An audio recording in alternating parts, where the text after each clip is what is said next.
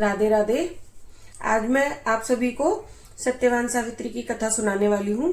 जैसे कि आप सभी जानते हैं कि ज्येष्ठ मास की अमावस्या को वट सावित्री व्रत के नाम से भी इसको जानते हैं। इसकी पूजा की जाती है। मध्य देश के राजा अश्वपति, उनके यहाँ सब कुछ धन दान से भरपूर और सुखी राज्य था।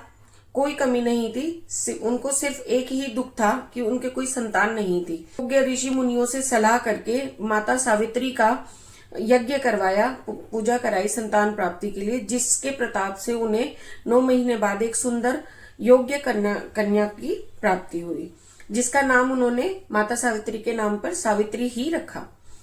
तो जैसे चंद्रमा की 16 कलाएं बढ़ती हैं, सावित्री बड़ी होने लगी।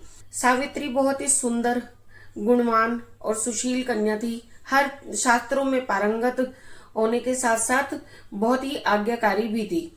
जब उसकी विवाह योग्य आयु हुई तो पिता की आज्ञा पाकर वो अपने लिए सुयोग्य वर ढूंढने के लिए सैनिकों के साथ राज्यों घूमने लगी।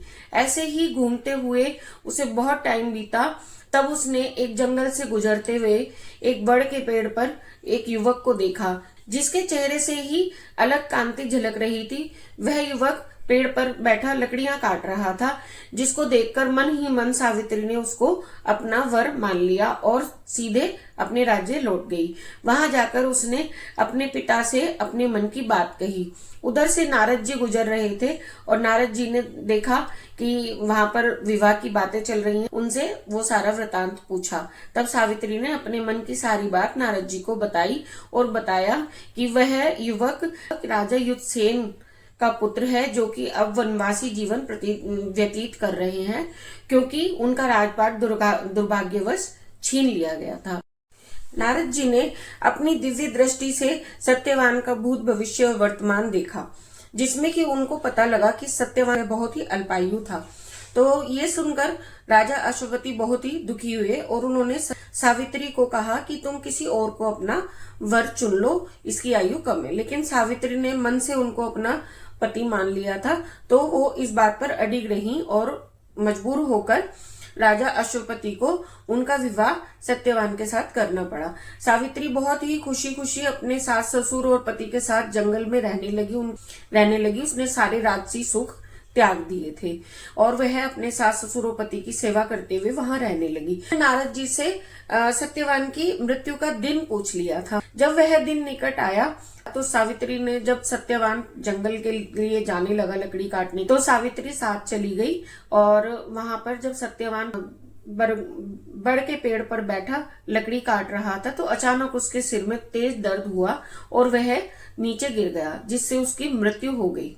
सावित्री ने देखा यमराज उसके प्राणों को लेकर चल दिए थे, तो सावित्री उनके पीछे पीछे चल दी। सत्यवान के पार्थिव शरीर को वह बड़ के पेड़ के नीचे ही छोड़कर यमराज के पीछे पीछे चल दी। यमराज ने जब देखा कि सावित्री काफी दूर तक उनके पीछे आ गई है, अपने पतिव्रता थी, इस वजह से वो सशरीर ही यमराज जी के पीछे पीछे जा पा रही थी। तो यमराज जी ने कहा कि सशरीर कोई भी आगे नहीं जा सकता, तुम यहाँ से लौट जाओ। सावित्री ने नहीं माना और वो पीछे चलती रही।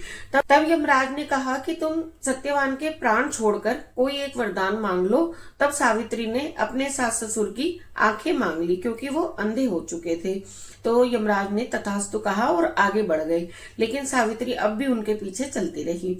थोड़ी दूर जाकर जब यमराज ने देखा कि सावित्री अभी भी उनके पीछे है, तब उन्होंने फिर से कहा कि पुत्री, ऐसा संभव नहीं है, तुम और आगे नहीं आ सकती। सत्यवान के प्राणों को छोड़कर एक वरदान मैं तुम्हें और देता हूँ और तुम्हें यहाँ से वापस जाना होगा। तब सावित्री ने कुछ सोचकर अपने सास ससुर का राज्य भी वापस मांग लिया।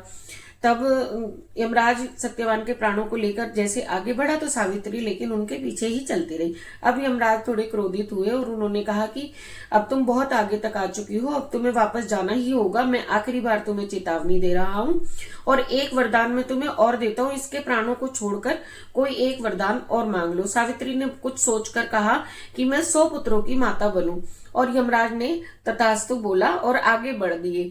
अब भी सावित्री उनके पीछे चल रही थी। यमराज ने क्रोधित होकर कहा कि अब तुम्हें मैं और आगे नहीं आने दूंगा, तुम्हें वापस जाना होगा।